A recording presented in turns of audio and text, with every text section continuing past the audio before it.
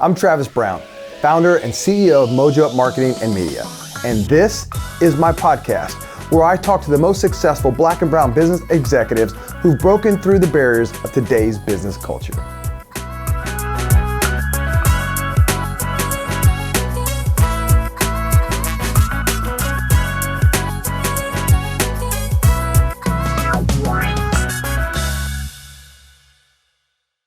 Welcome to Mojo Up Live, Diverse and Talented Podcast. I'm your host, Travis Brown, and you know we bring the top Black and brown executives, business owners, creatives right here on the show today. I got the the Alan and Molly.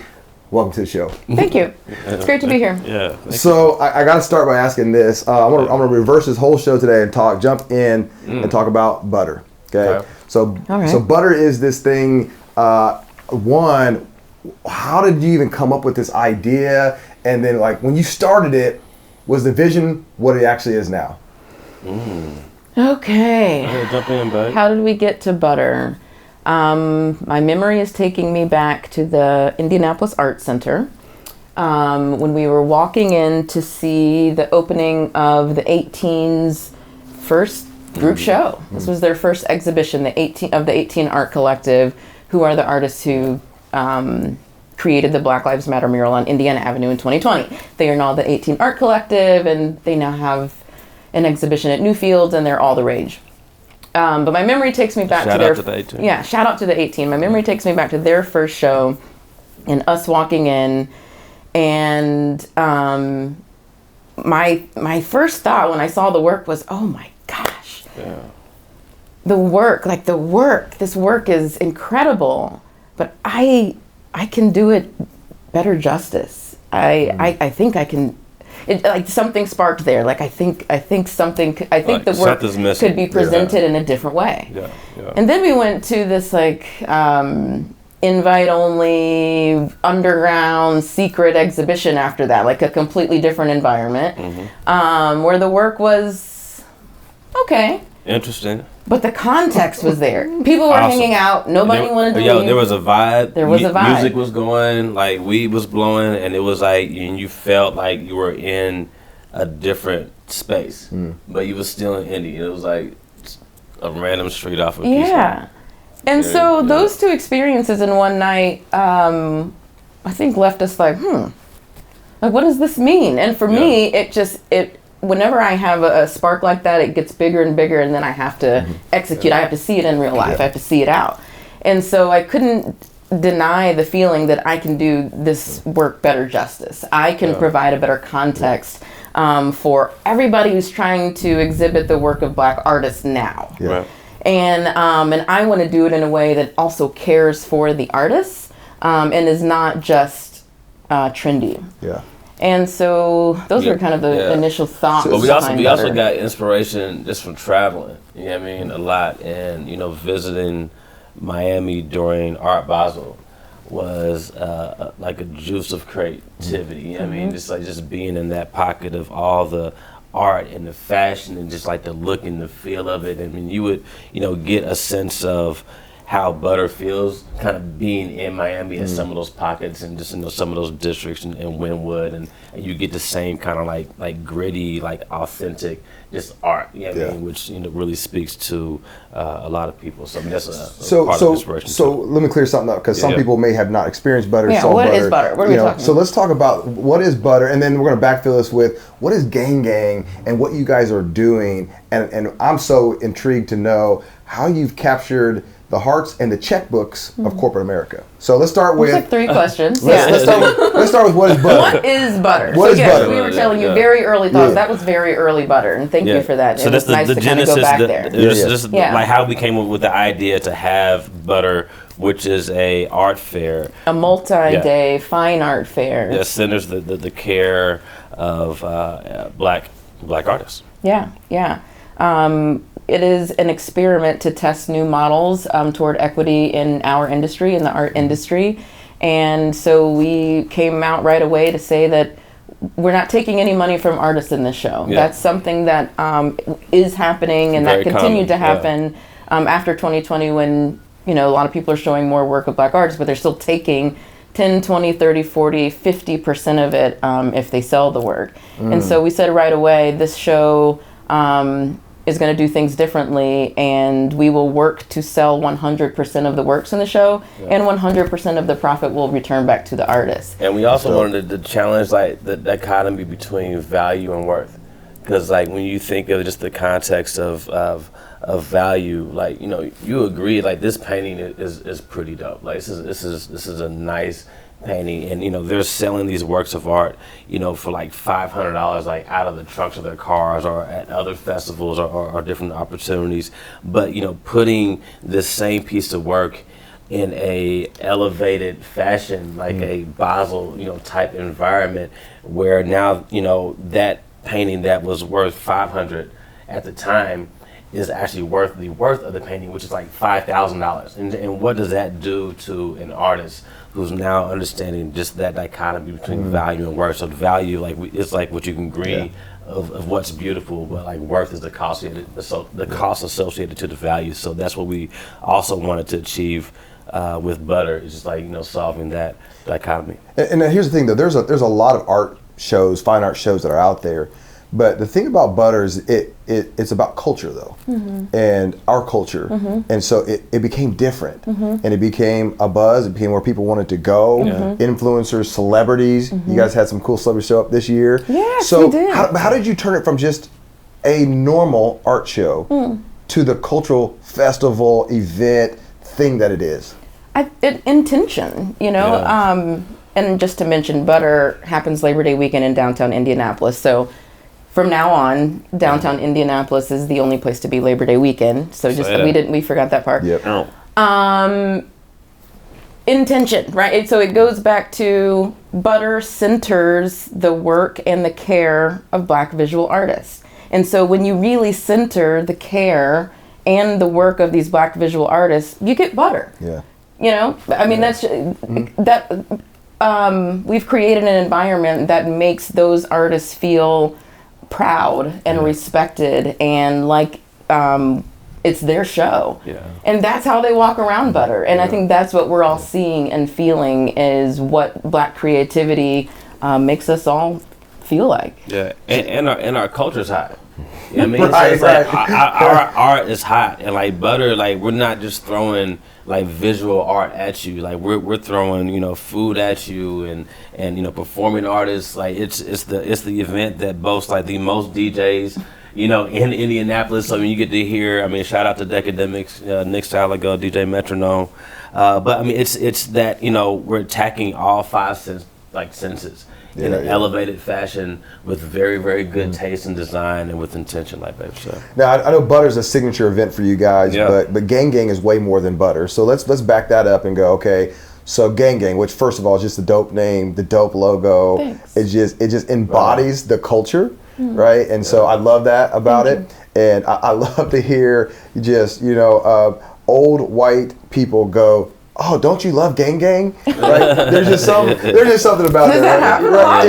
It does. Like I hear it in these conversations. I'm like, that's like when you've done that, right? It was like when I first I used to speak. I would in the school systems. I would have superintendents and principals call me Mr. Mojo. So that was, you know, my still platform was Mojo, and they were like, "Hey, Mr. Mojo," and I'm like, "This is a grown adult call me Mr. Mojo, right?" That's how deep the brand was. So you know, so talk about like what is Gang Gang and what are you guys doing? Ooh, you want to go or me? I think you should go, because I'm gonna come with some heavy to answer another. Okay, so Gang Gang is a cultural development firm. That's, you know, what it is. We're also in the third year of our startup. We're a cultural startup founded in 2020. Our mission is to activate the creative economy to center beauty, culture, and equity in cities. And our mission, I think, is, to our really pleasant surprise, been kind of adopted, and people kind of know our mission already just a couple of years in. And so now we get to lean into our vision a little bit more and be more communicative about that, which is to create new ecosystems, that center the care and the economic viability of artists, and to narrate that process as cultural reparations. So that's the vision. Gang Gang is about reparations in the creative economy. And so some of the things like butter that people get excited about or that are most forward facing are really experiments and just kind of tests towards this larger vision to discover reparations. And we think we found the formula. Yeah. That's dope. Yeah, and we're doing that by telling like the truth about the history and origins of America's creative culture, and just kind of what, you know, and black people, black artists, and our contribution to that idea in society, and how authorship and identity are super and critically important as it relates to just the conversation of reparations. Being able to sign my name to it first and then say, like, I own that now, like, hand it over. What's up? Like, yeah, what's good? Like, my name is on it. You know what I mean? Like, when you think of, you know, rock and roll in America, people think Elvis, but it's actually Little Richard. Right. Like, my name is on that. Yeah, we had that experience together when we were in Nashville this year. Yeah. You know, when, I don't know, there was, you know, 25, 30 of us, you know, black folks went and got a chance to just walk and just see really the culture and the creativeness of music. And it just frames it so differently. Like I just kind of left that kind of feel almost a little numb. Yes. Just kind of like, wow, like this, they don't portray it like this. I feel like that's part of what you guys are out there doing, going, I'm changing the way people have to look at shit. Right, Yeah, exactly. Taking off the veil. You have to see it. Yeah. Like, I want you to look at me and just know that rock and roll came from me. And Nashville was so interesting. It was the place where I felt the most visible and the most invisible at the same time. Really? It was the place where I saw bits of my identity for the first time. Like, that was wild. And we're talking about the experience that we are talking about is at the African American Music Museum, the National. Yes. The one in Nashville. I didn't say that name because I couldn't remember what the name was. Yeah, bro. clearly. So dope. Honestly, None of us that's can not remember. it either. Yeah. We have to Google it. It's in Nashville. Oh, everything It's is in about Nashville. music. Amazing. Black people. It's a wealth of knowledge about America's history as it relates to music, which of course is a foundation for our creative culture. And it tells African American people what our role was in that, which is the makers, the influencers, the strengtheners of it all. And in that museum, like, I could feel myself, you know, coming more alive. Like, I'm reading about more of who I am. I was so emotional. I was so emotional. And I was shocked because I didn't expect that. Right. I was just there, and then there was also so many other black and brown executives that we were there with. Right. And it was just kind of like, all right, this is different. It's telling me about and hit me different. And I'm looking at things and pushing the buttons, listening to the stories, and hearing culture from a different lens. Right. And then, can I talk about the invisible part? And then I go outside, and I don't see any of that. Oh shit! I don't see us on the murals. I don't see us in the venues. We're not on stage. But then the museum is the truth. But then you didn't implement it on the outside. No, but then it is like, you didn't see us, but you heard us. Because every song in there came from the blues. You see what I'm saying? And that came from slavery. You know what I mean? So that's our experience. So we hear our experience appropriated in a lot of different sectors, and a lot of different aspects of art. And you know what Gang Gang is doing is like we're telling the truth about like American creative culture. So we're taking our art, and that's what was claimed from us. That was taken from us during the diaspora. You know, we didn't have our names. You know what I mean? We didn't have the land we were on anymore. We couldn't have our fashion. You know what I mean? Our food, you know what I mean? Our songs, like everything, our art was stripped away from us, and that's how we were able to be controlled. You know what I mean? So like what we're doing, like we understanding that, you know, every Renaissance period that happens, and you know, and we're kind of constantly in periods of Renaissance, honestly, because like black art is such a thing, and that was key to our liberation. So what we're doing is like we're enforcing more identity back to our people, which then allows us to be more liberated than what we are. We're closer to slavery than we're away from it. Like we're still liberating. Right. I mean, so what does it look like? If I can give an example of Gang Gang's work, so if we take what we just said, what I would want Gang Gang to do now is, okay, let's go talk to Nashville as a city. You know, so hey, Nashville, what's up? Like, let's tell the truth about the city. That's what Gang Gang is about, right? Centering beauty, culture, equity in cities, and moving beyond the DEI DEIA conversation and getting towards culture and truth. So let me ask you this. So when I talk to our people and people that I met, I'm like, man, Molly and Alan, like if there's a conversation to be had about culture in our city now, like you got to go through them, like, and not that you're gatekeeping, not that you're gatekeepers. When I say go through them, meaning they're in the conversation always because of the respect that people have for your voice and what you've been able to do and what you can take. Just like you kind of took the concept between what happened before, you said, let us put this gang touch on it, and I'd say put a little mojo on it, but put a little gang on it, and it's different, right? And so let me ask you a question right now. How does that feel? And does it ever get heavy to feel like, man, we can't fuck this up? Ah, shit. Every day, bro. There's a Post-it note in our conference room, and at the bottom of it's the only thing that doesn't get erased. It says, don't fuck this up. Yeah, only thing.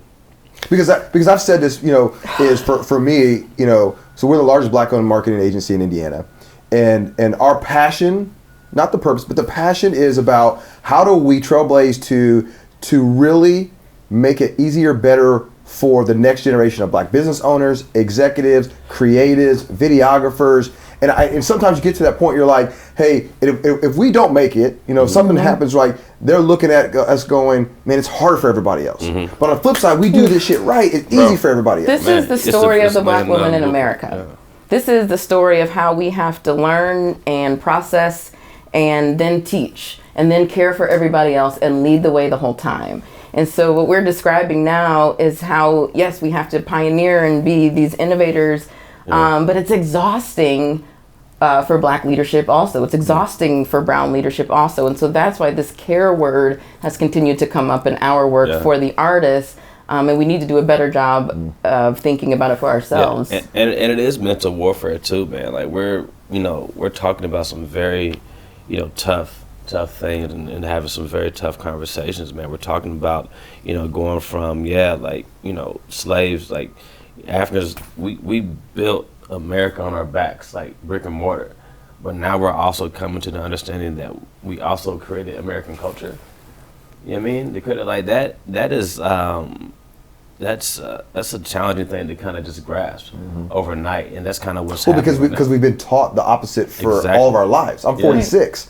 Right, so for 46 years of my life, I've been marginalized to my impact to this world and to this culture. Exactly. And it's been relegated to if you can hoop or you can sing or you can do something. Yeah. Exactly. Right, and so now I'm saying, well, hold on a second. We foundationally we were part of that. Yeah. And that. Yeah. And then you had to process and then become a leader. And check this out. You guys are parents, so you guys respect this. Then I'm looking at myself. I'm like, well, I didn't even teach my kids this. Right. And then I had the pressure like, well, how do I now, because school's not going to educate them on this, so where's my role to educate? And I got to get educated on it. Exactly. Bro. And so there's this... We just went to the museum last year. Right? Yeah, for sure. So as parents, let me ask you this, let me dive in here. As parents, how does what you do impact your kids? And like, how does that formulate to like how on purpose you are? Shout out to the kids, man, making the intro. Yeah, we have 5 teenagers between us, so our life is very full. Yeah. And they watch us closely, especially with social media. They can see everything now. They also are like a barometer, and so they'll tell us they're a great focus group.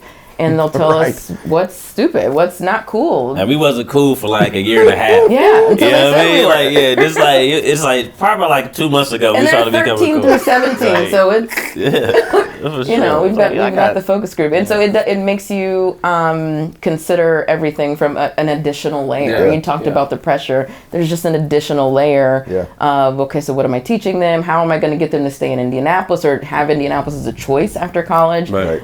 What am I contributing to this city that they can see that they'll be able to talk about? But then also I got to be their mom too, and this is still that's all work. Yeah, there's still. Like, so my oldest is 21. She's at Purdue, and then I have 2 littles, 7 and 9. And so part of my my lens is like also like their world, how they grow up is different. You know, I take my son. We sit courtside at the Pacer game, and now all of a sudden he's like. Well, every time we go, that's no kid. Right. I said my best seat ever as a kid was 4 rows from the top. Right. Hey, so, bro, I had the game one day. My dad went shout out to dad. Bro, like our backs was up against the cement. Right. You know what I'm saying? It's Market Square. And you were happy. It was 3 seats, bro. I was in the scared.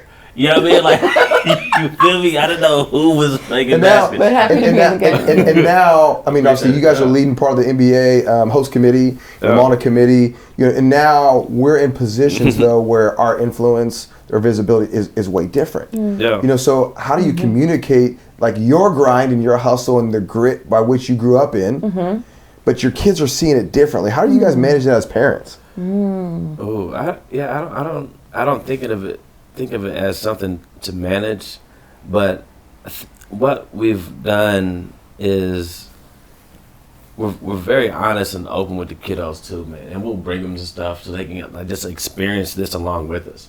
And so like when they feel like now, I think more a part of the journey, which is like helped us bridge the gap of what does education look like, or what is my responsibility. It's like, no, let's go together as a family. You know what I mean? So that's kind of how we've positioned a lot of things. Like they all volunteer for Butter. Like the first the first go round. So I mean, so they're at stuff, they're learning with this, and I think that's what's really special about this point in time in their lives as teenagers. You know what I mean? And then also just our lives as just what we're doing. I think it might be really interesting for them to think about how cool they are and like a gang brand can be, or that we are, but then to also be reminded of like their economic class. And 3 of them right now are at Brebeuf, and so I often hear, "Mommy, everybody else is out of the country this week, and we're not even going, to a lake house."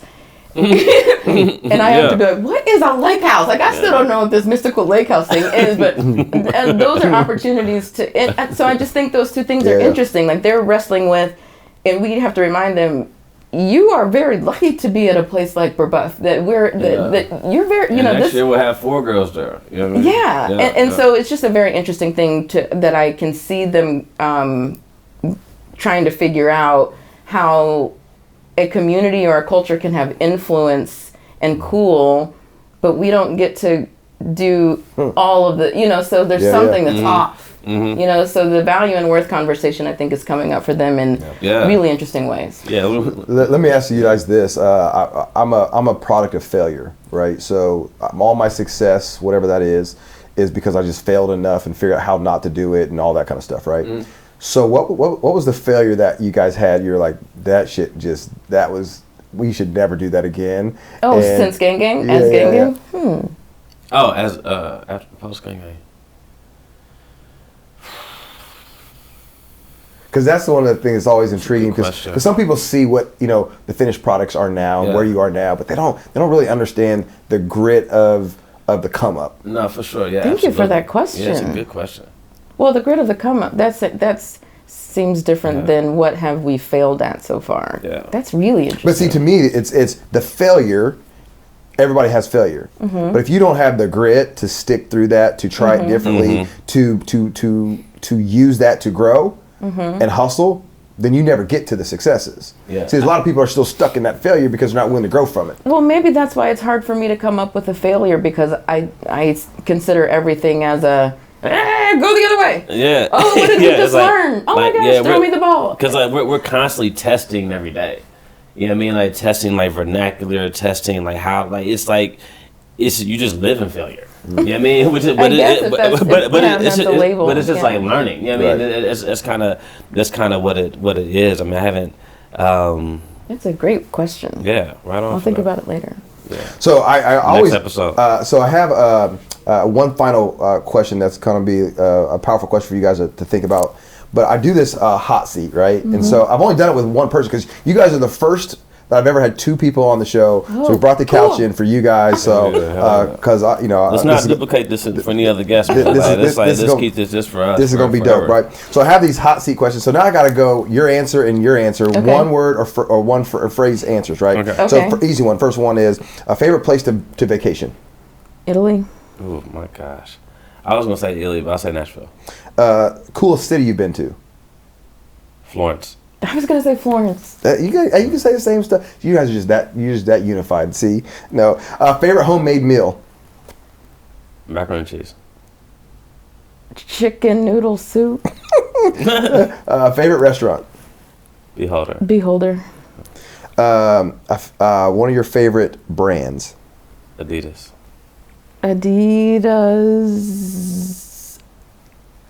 Marc Jacobs, Howlin' Hyde. Oh, just one. Shout out to Howlin'. Tabitha Brown is on the come up. Nike, fucking Nintendo. A college that you follow. Favorite college. Ball State. How you? Last TV show you've binged. White Lotus. Or favorite one you've binged. Favorite one, yes. Anything with Nicole Kidman lately. Yeah, Nicole Kidman, she's knocking out the park. A movie sometime in your lifetime that was impactful, powerful, that you're like, everybody's got to watch this. Forrest Gump just came in my mind. Bro, like Karate Kid, like no doubt. Titanic. Little Shop of Horrors. This is gonna be interesting to me. Favorite type of music. Gospel. Blues. Old gospel. Blues. Blues. Now I got every genre. Hype song. Lift Off, Beyonce and Jay. Hot Shit by Cardi B and Kanye. Nonprofit you love to support. Big Car. Pattern. What'd you say? Pattern. Oh, okay. I was like, and then actually I got two last questions for you. So this one is, so you guys had something cool happen to you this year, New York Times. Yeah. Talk about, did you get a call, you get a text, somebody, look, so how did that happen, and explain to people like what this reveal was? Do you want to know how it actually happened? That's the question. Okay. How things happen. We have a board member that knows the editor that knows from another person who was able to send information on Alelia Butter. Bundles, yes. Get to all the... Well, she's on our board. She's amazing. Yeah. She deserves everything. Shout out to Miss Alelia. She thought, the world should know more about butter. And we said, how can the world know more about butter? She sent her friend who used to be at the Times, I don't even think she's there anymore, a note about butter. And so this woman... She's like amazing. Scheduled a Zoom with us on a Sunday, and I was upset. Yeah, for sure. Because Gang has taken over my life, and I was upset to be doing that Zoom on a Sunday. They had an attitude, boy. And so here we met with this woman, and she promised us the world. But she's amazing as well. And then she actually did connect us with the writer at the Times, and then we went to New York, and we went to the Times. No, she sent our information to the editor at the Times, and then the editor of the Times said, go out, sent the reporter. Sent a reporter. How did they contact us? Through, I don't remember. Maybe it was an email. It might have been a text, because we heard from the Times after the Newfields crisis. And so that was the first time, like the Times was on my phone, so that was pretty crazy. And I heard from the same reporter this time, and it was a pleasant experience. Being on the cover story of the art and culture section was crazy, man, the cover page. Yeah, that was pretty wild. That's wild. That was pretty wild. And like that joint dropped when we were in Art Basel in Miami. So you can't ask for timing like that. And we had no idea. Butter happened Labor Day weekend. They sent a reporter and they sent a photographer, which is not normal. They had the whole entire for the Butter. Weekend. That is not common. Shout out and so to every day after Butter, we wondered when the article would come out. And that joint dropped during Basel in December. When we took our whole entire team down there. It was a wrap. Wow. Yeah. So my last question is this. There comes a time when you got a number, you have a dash, and you have a number on your tombstone, and it's over. Okay. Like, damn. Right? And that fast forward was ringing. I was like, a number and a dash. What year is it? It's like 2088? You know what I mean? And so when that happens, my question is, what do you want them to say about you? Servant leader. Servant leader was a good one. I want to stay up, but maybe something about beauty and the arts would be nice too. Also, my resume. I think well done is fine, man. Ooh, nice. That's a good one. What do you want them to say? Well done. Well done. Well done is fine. Yeah. Well, I know you guys are just getting started on your journey, and I've got a chance to look outside because I don't know you very well. We've connected the last couple of years, and getting to know you more, seeing your stuff, seeing it from afar, then getting closer up, and just want you to know, I'm a fan. I respect you as business people, and what you're doing, not just talking about doing, but doing. Because there's a lot of people talking about doing stuff, even those that look like us, and they're not doing it. And so I'm so thankful and appreciative to have known you. Can't wait for the first Mojo Up Gang collab, and putting it down and doing some amazing stuff. So thank you guys for coming by today. Likewise, so brother. to end it, somebody gets to do the it's a wrap. Nah, baby. What do I do? You got to clap it. Clap it. Say it's a wrap. That's a wrap.